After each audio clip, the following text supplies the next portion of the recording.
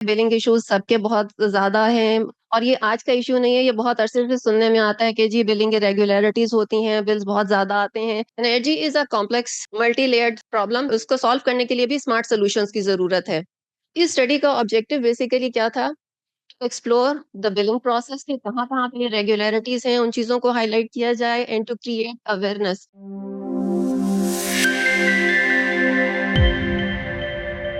Next session is PIDE Showcase. It's a DDR study by Afia Malik, improving efficiency in electricity billing system in Pakistan. आजकल बिजली के bill बहुत आ रहे हैं, तो लेट्स होप कि मैडम आफिया जो है ना वो हमें कुछ गाइड करें कि बेहतर कैसे बनाएं इन बिलों को हम। Madam, over to you. Thank you doctor Faheem. बिस्मिल्लाहिर्रहमानिर्रहीम।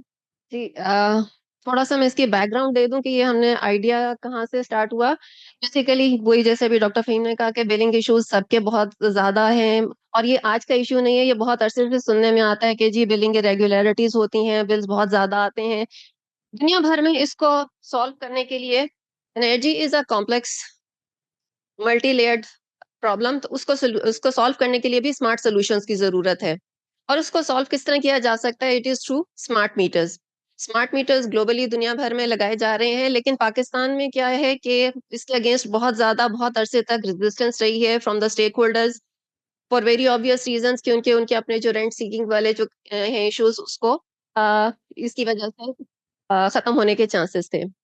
और दूसरा सबसे जो बड़ा आर्ग्यूमेंट दिया जाता था हमेशा से ये कि इसमें जो है रिसोर्सेज़, फाइनेंशियल रिसोर्सेज़ बहुत ज़्यादा चाहिए, तो इसलिए इसको वास्ट स्केल पे इम्प्लीमेंट नहीं किया जा सकता। थोड़े बहुत पायलट प्रोजेक्ट्स भी हुए हैं पाकिस्तान में यूएसएड के अंडर, और अभी एक रिसेंटली जो है, अगर जो पिंडी में जो लोग रहते हैं उनको आइडिया होगा कि एडीबी फंडेड एक प्रोजेक्ट हो रहा है जिसमें 1.2 मिलियन स्मार्ट मीटर्स लगाए जा रहे हैं, AMI meters in the IESCO region. इस स्टडी का ऑब्जेक्टिव बेसिकली क्या था? एक्सप्लोर द बिलिंग प्रोसेस के कहाँ-कहाँ पे इरेगुलरिटीज़ हैं, उन चीज़ों को हाइलाइट किया जाए एंड टू क्रिएट अवेयरनेस। यानी बहुत ज़रूरी है कि people should know the benefits of smart meters, the willingness to switch and the willingness to pay for those smart meters. फिर उसके बाद to assess the impact of smart metering infrastructure के जो पायलट प्रोजेक्ट्स हुए हुए हैं, उसमें थोड़ा-सा देखा जाए कि वहाँ पे उसका कितना इम्पैक्ट हुआ है, कंज्यूमर्स का कितनी सैटिस्फैक्शन लेवल था, या उनके बिलिंग के इश्यूज़ कितने कम हुए, और उसके अलावा ना सिर्फ consumer perspective but also from the perspective of the utility, को उसकी वजह से क्या बेनिफिट्स मिले हैं।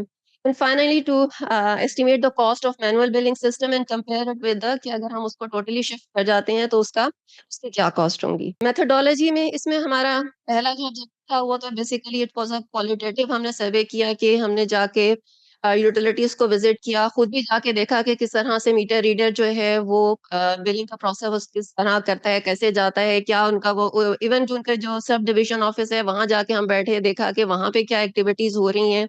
इन सारी चीज़ों को ऑब्ज़र्व किया, मुख्तलिफ़ लोगों से इंटरव्यूज़ वग़ैरह किए।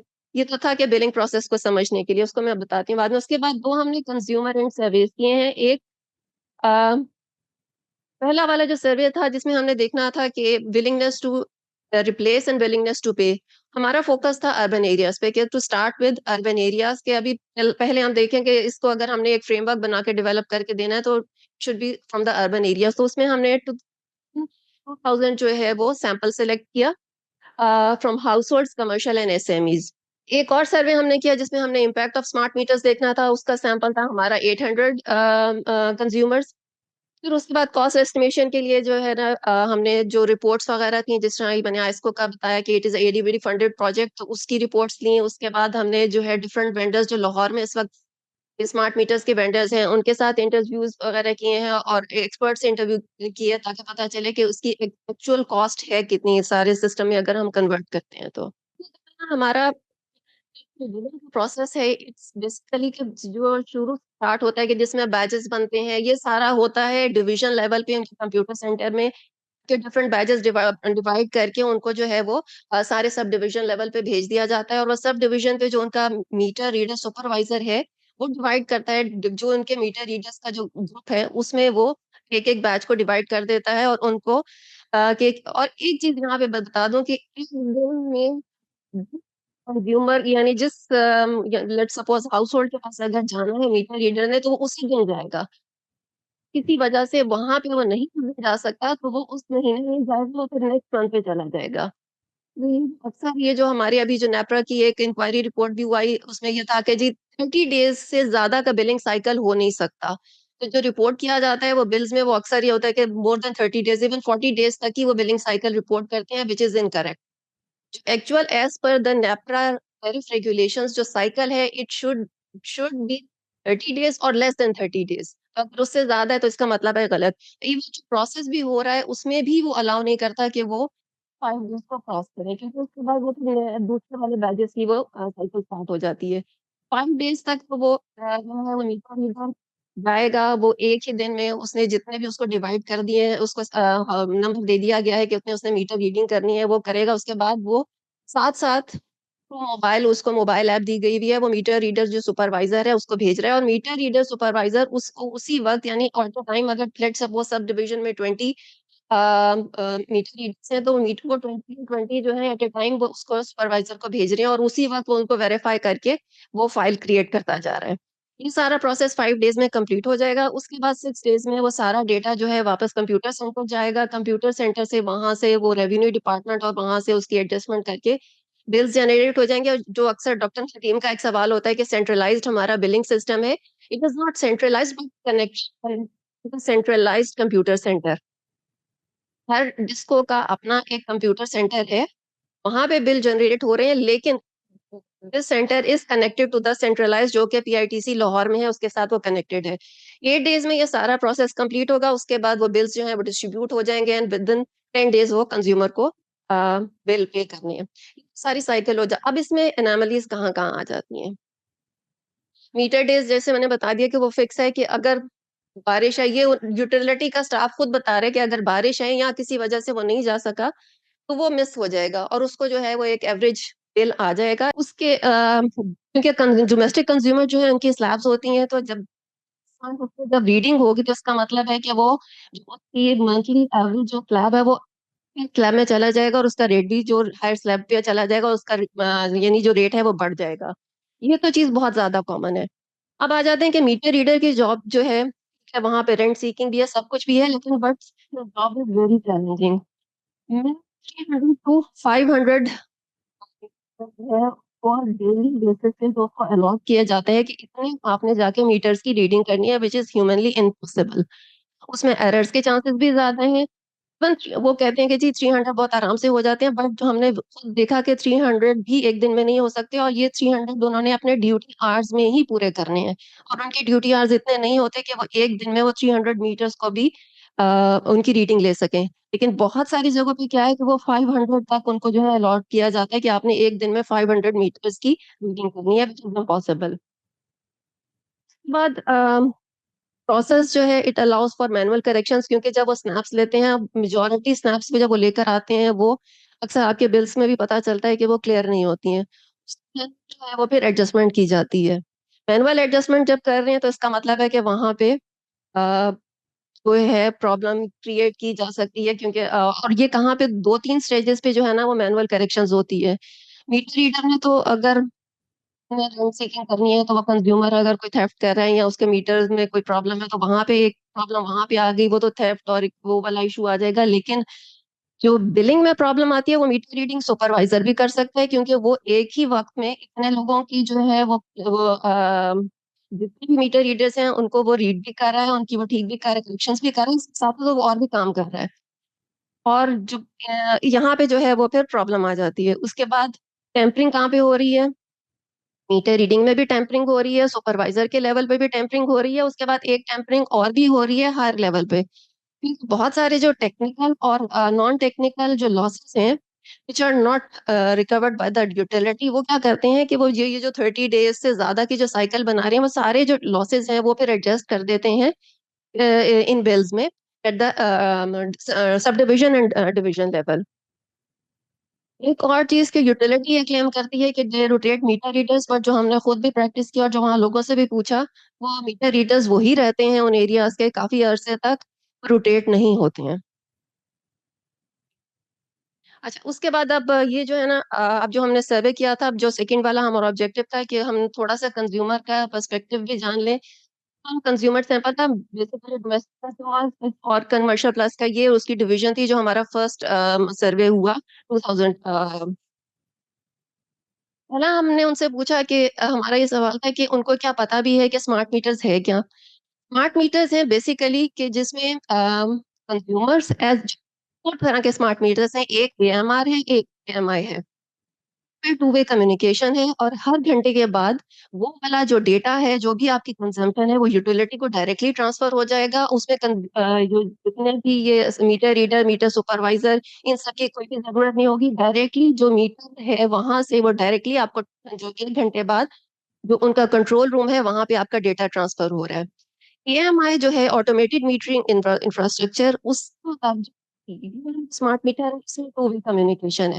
यानी जो 1 घंटे बाद जो डेटा आप कंज्यूम कर रहे हैं यूटिलिटी को भी जा रहे हैं, उसके बाद आप कंज्यूमर के पास एक मोबाइल ऐप के थ्रू वो कंज्यूमर खुद भी उसकी जो रियल टाइम जो डेटा है उसको मॉनिटर कर सकता है कि उसकी 1 घंटे में कितनी कंजम्पशन हुई, कहाँ पे वो ओवरलोडिंग का खतरा है, या सिस्टम के कहाँ भी कहीं पे भी चीजें आ रही हैं, तो कंज्यूमर अगर कहीं कुछ ज्यादा कंज्यूम कर रहा है अपनी कंजम्पशन को कंट्रोल करने के लिए वो खुद कर सकता है।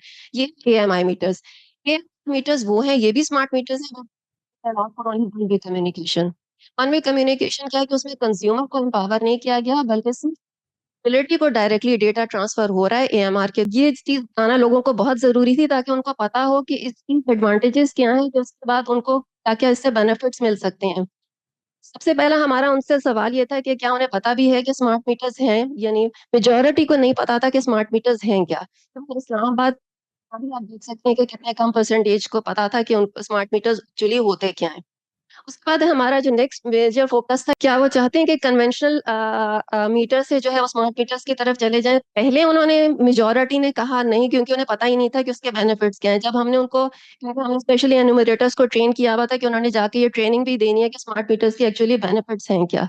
उसके बाद आप देख सकते हैं कि मेजॉरिटी ऑप्टेड फॉर कि yes they want to replace their conventional meters with the smart metres.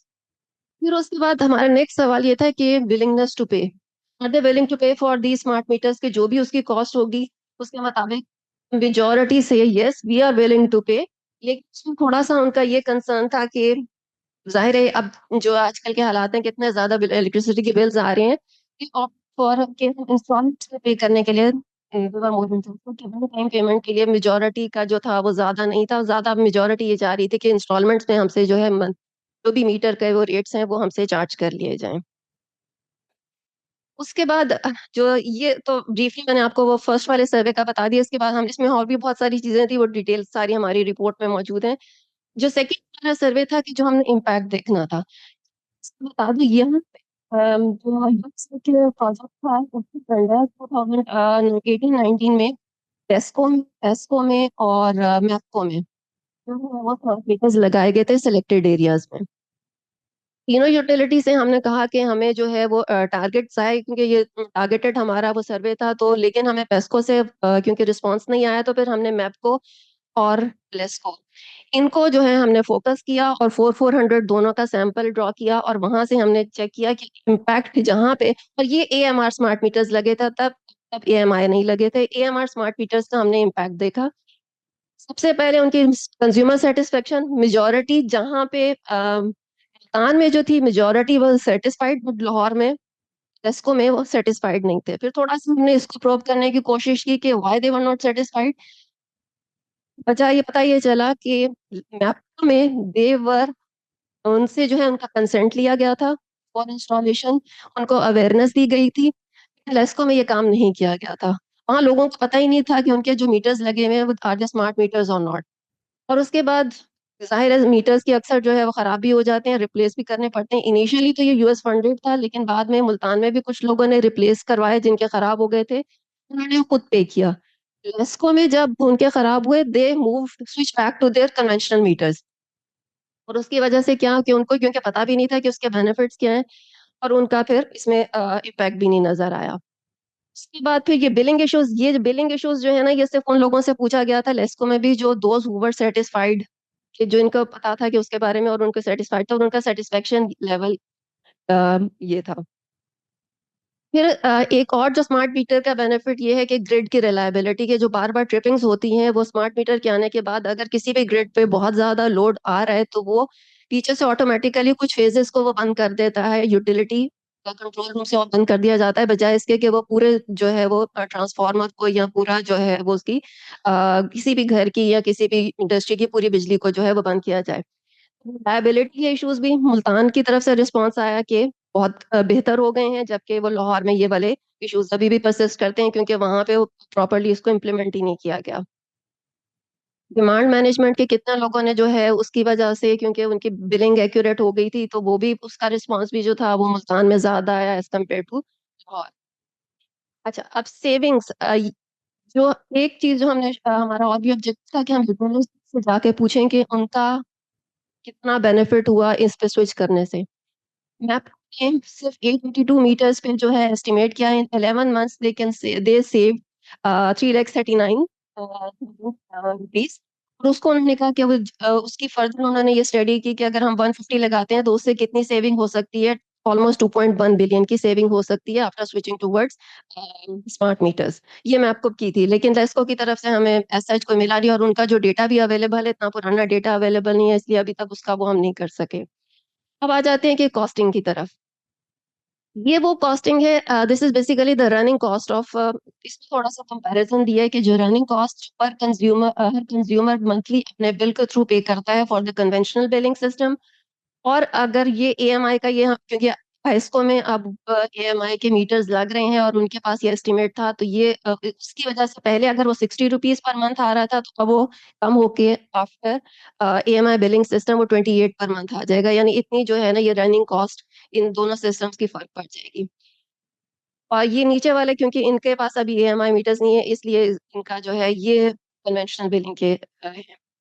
सबको का थोड़ा सा ज्यादा आ रहा है इस वजह से, क्योंकि वहां पे जो है मीटर रीडर्स कम है, और उनपे और उसकी वजह से उनकी कॉस्ट भी फिर ज़्यादा कैलकुलेट हो रही है। अच्छा, इससे पहले एक चीज़ हमने और की है, वो यहाँ पे तो मैंने नहीं बताई कि हमने अब बेसिक जो करना है कि जो मीटर जो ओवरऑल जो सिस्टम है उसकी भी कॉस्टिंग बताई जाए कि जो पूरा अगर सिस्टम पे शिफ्ट कर दिया जाता है तो क्या इसका क्या इम्पैक्ट होगा। ऑलमोस्ट जो अभी तक हमने वर्कआउट किया है कि 68 to 70% of the cost of this whole AMI system is because of these metres.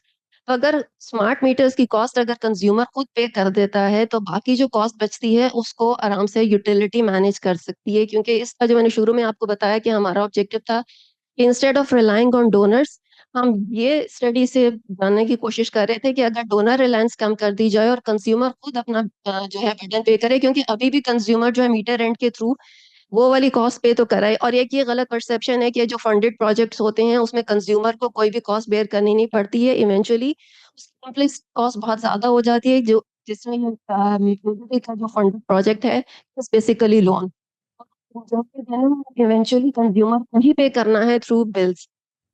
सिर्फ ये है कि उसकी ड्यूरेशन लॉन्ग हो जाती है और वो कॉस्ट भी ज्यादा हो जाती है, लेकिन बजाय इसके कि उस चैनल के थ्रू जाए, अगर कंज्यूमर डायरेक्टली पे करेगा तो उसकी कॉस्ट भी कम हो जाएगी, और उसमें यानी एज सच कोई लोन्स वगैरह का उस पर डिपेंडेंसी भी नहीं होगी, और उसमें कंज्यूमर को एम्पावर किया जाए। एक चीज और जो अभी तक कंज्यूमर एम्पावरमेंट की जो बात कर रहे हैं, पहले तो ठीक है वो एएमआर सिस्टम थे, उसमें वो वन वे कम्युनिकेशन था, बट अंडर आईएस को जो प्रोजेक्ट लग रहे हैं उसमें भी as a policy NEPRA is not allowing कि उनको जो है कंज्यूमर को ऐप दी जाए और उनको एम्पावर किया जाए। अभी एज सच उनकी ये पॉलिसी ही नहीं उसको बनाने के लिए तैयार है, तो जब उनकी ऐप नहीं बनेगी उस वक्त तक कंज्यूमर एम्पावर नहीं हो सकेगा, उसकी वो मॉनिटरिंग नहीं कर सकेगा।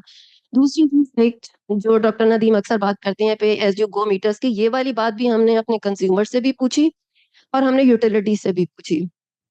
कंज्यूमर्स में अभी इसके लिए जो है वो इतना ज्यादा विलिंगनेस नहीं है to go for pay as you go meters, क्योंकि दोनों सर्वेज में ये क्वेश्चन किया गया था और दोनों में 15 to 16% से ज्यादा लोगों की तरफ से विलिंगनेस नहीं आई to switch towards prepaid smart metres.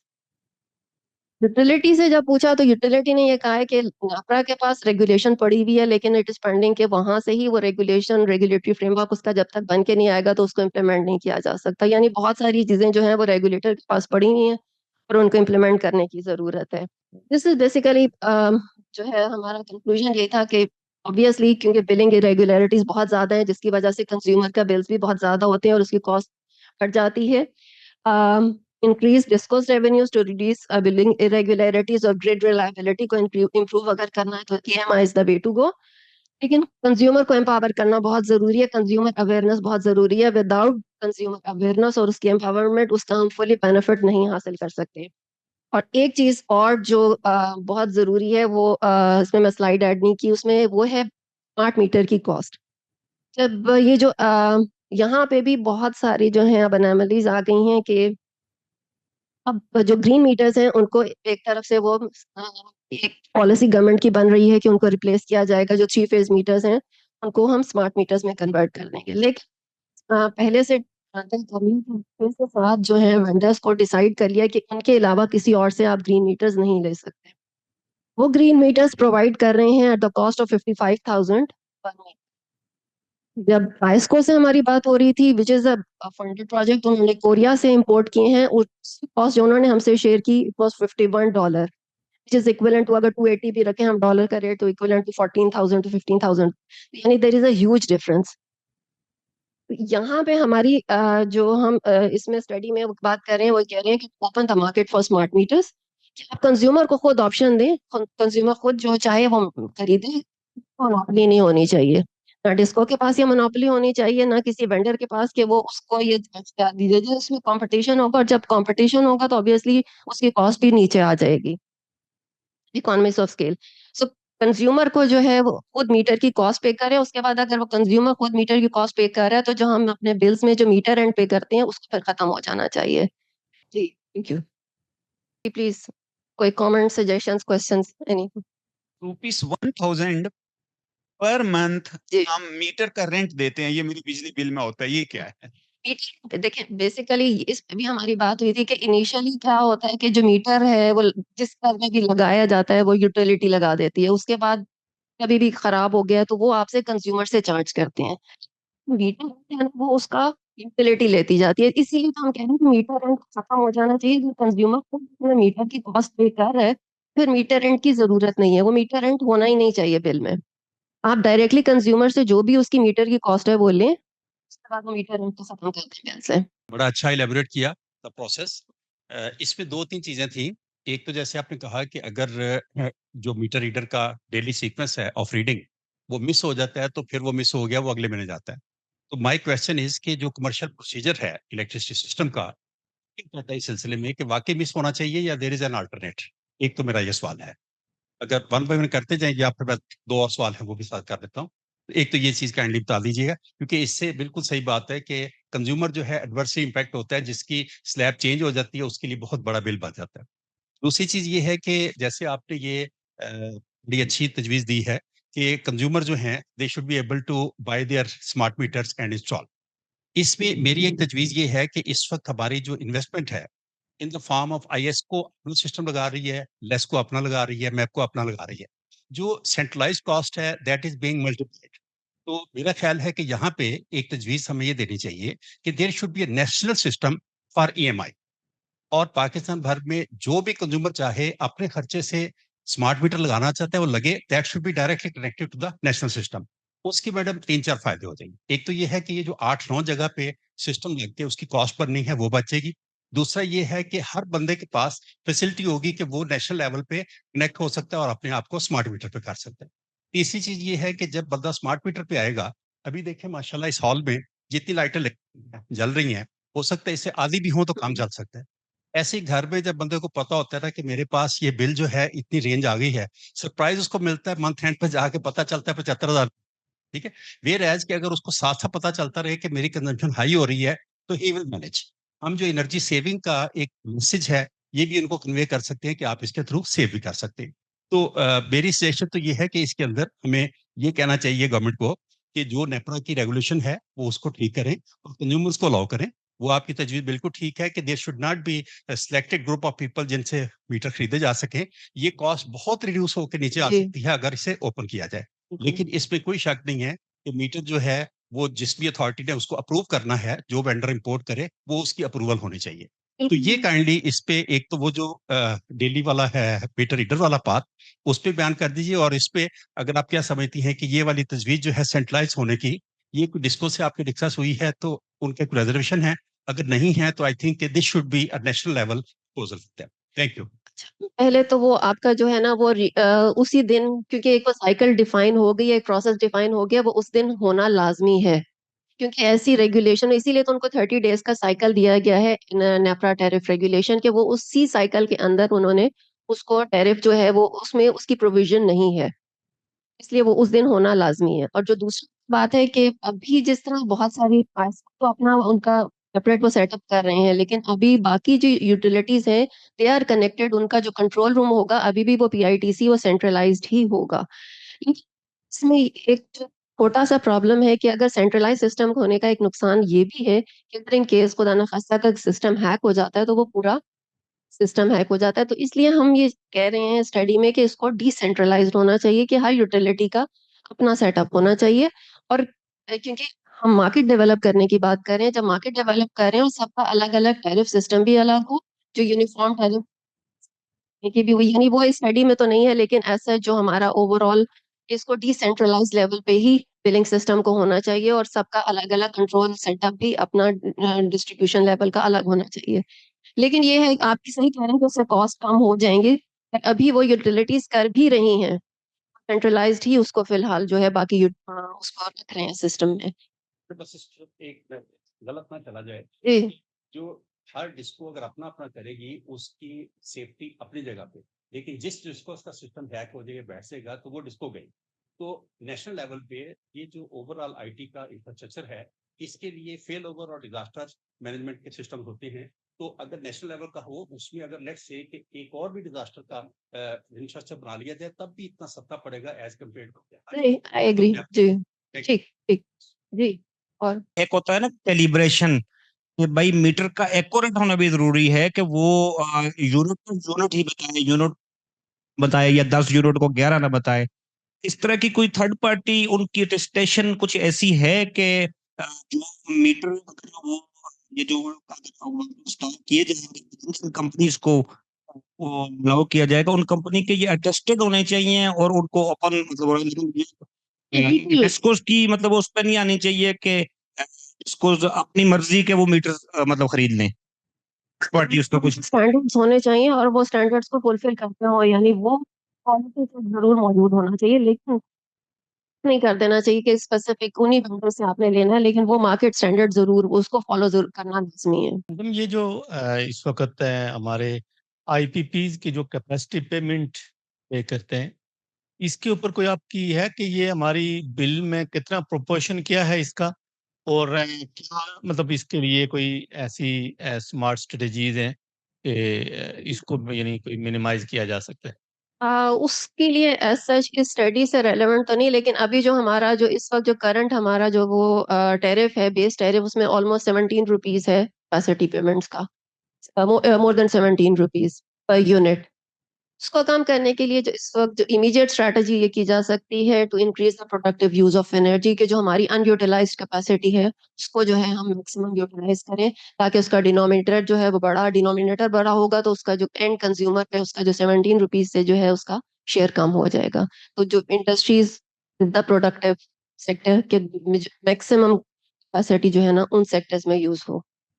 Afia Mahmood from Pied. जी, A quick question. You showed that there was some savings as well.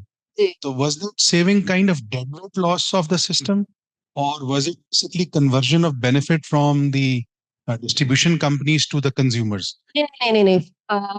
Not from the consumers, ये जो उनके जो थेफ्ट वगैरह के कंट्रोल से जो उनकी सेविंग्स हुई है ना, ये वो है। ये जो सिस्टम लॉसेस हो रहे थे in the conventional billing system. Any idea if we proportionately see कि वो as a percentage अगर हम उसको blow up करें for the whole nation Pakistan के level पे, तो would it be significant? बिल्कुल, ये करेंगे हम अपनी स्टडी में, ये वाला बता रहे हैं, फिगर्स देंगे। अस्सलाम वालेकुम। My name is Shakeel Ahmed, deputy director planning IESCO. Ma'am आपने 2-3 चीज़ें कही हैं कि जो मीटर रीडर्स की रोटेशन है, जी। वो नहीं होती। एक तो ये है कि मीटर रीडर की रोटेशन प्रॉपर हर 3 महीने के बाद होती है। एक एरिया का रीडर जो है वो दूसरे एरिया में शिफ्ट किया जाता है, ताकि वो लोगों के साथ जो है ना वो अपने वो ना करे। नंबर 1। नंबर 2 दूसरी बात ये है कि हमारे जो ग्रीन मीटर्स हैं, अभी हमारे आइस्को में एएमआई प्रोजेक्ट चल रहा है, तो अभी जो भी हमारे ग्रीन मीटर कंज्यूमर अप्लाई करते हैं तो उनको हम एएमआई मीटर ही इंस्टॉल कर रहे हैं। और दूसरी बात ये है कि आपने कहा कि लॉसेस जो हैं ये शिफ्ट किए जाते हैं कंज्यूमर्स पे। हमारे बिलिंग सिस्टम में कहीं भी लॉसेस जो हैं वो शिफ्ट नहीं किए जाते। हमारा मंथली जो है वो ग्रिड से जो यूनिट्स हमारे फीडर्स पे सोल्ड आउट होती हैं, हमारी वो एक रिसीव्ड यूनिट्स होती हैं। जो कंज्यूमर्स के मीटर से हम डाटा कलेक्ट करते हैं वो हमारी सोल्ड यूनिट्स होती हैं, और उनकी हम एक डिफरेंस जो होता है वो हमारा लॉस होता है। नहीं, नेपरा के टैरिफ में कहीं लॉसेस का जो है वो कंज्यूमर्स के शिफ्ट किया जाता है, और वो एक्चुअल लॉस ही रहता है डिस्कोस का। और उस लॉसेस भी एक टेक्निकल लॉस है जो कि सिस्टम के लॉसेस है, और वो रहते हैं, और कुछ जो है एडमिनिस्ट्रेटिव लॉस हैं जिनको ओवरकम करने के लिए, जैसे हमारा प्रोजेक्ट है एएमआई ये लग रहा है। दूसरी आपने ये कहा है कि